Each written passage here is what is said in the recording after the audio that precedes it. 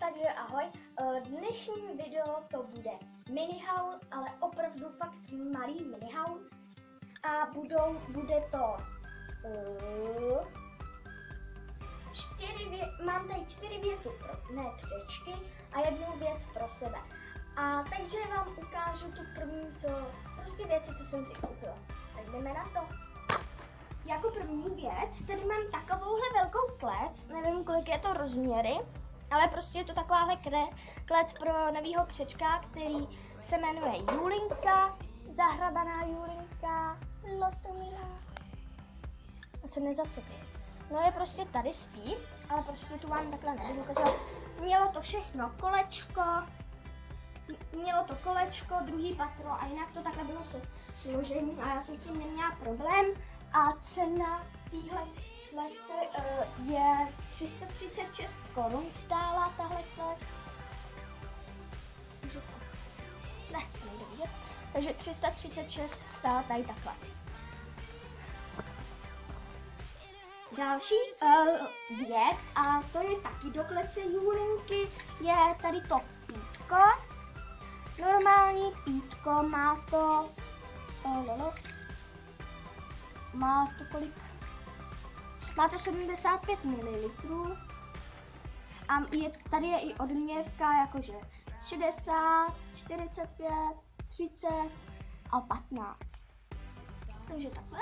A to je pro Julinku taky, protože neměla u nové klece pítko, takže tak. Teď tady mám další věc, což jsou tady ty dropsíky. Jsou to sýrové dropsy, jak vidíte. Zase má to úplně stejně, jako když jsem vám ukazovala v dalším minihaulu ty banánový, takže to jsou moje druhý dropsíci. A jsou teda sýrový, což už jsem říkala. A stály 30 korun. Takže takhle. A ještě se vrátím tady k tomu pítku. A to stojí 48 korun. Takže takhle. Další věcí, tady mám takovýhle mrsací roušky. Myslím, že to je zeleninový. No, směs pro hlodavce, tady je šmudla a jsou to takovýhle tvrdý kolečka. A ty stály teda 18 korun, což je jako docela dobrá cena. Tak jo.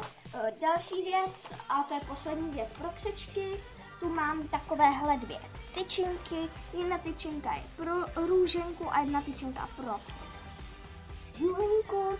A ty teda stály 32 korun. Takže takhle.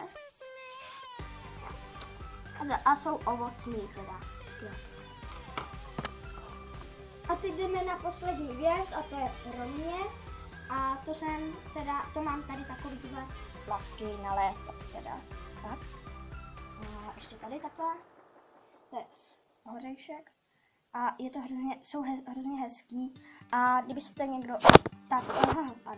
stojí 199 korun, takže 200. Takže jestli se vám video líbilo, určitě dejte like. Jestli se vám líbí tady ty věci, tak taky napište do komentářů, ale určitě mě napište do komentářů, jestli jste ochutnali buď dropsy, nebo máte takovýhle dropsy a jak vašim křečkům nějaký pamlsky chutnají. Takže jo, mějte se a ahoj!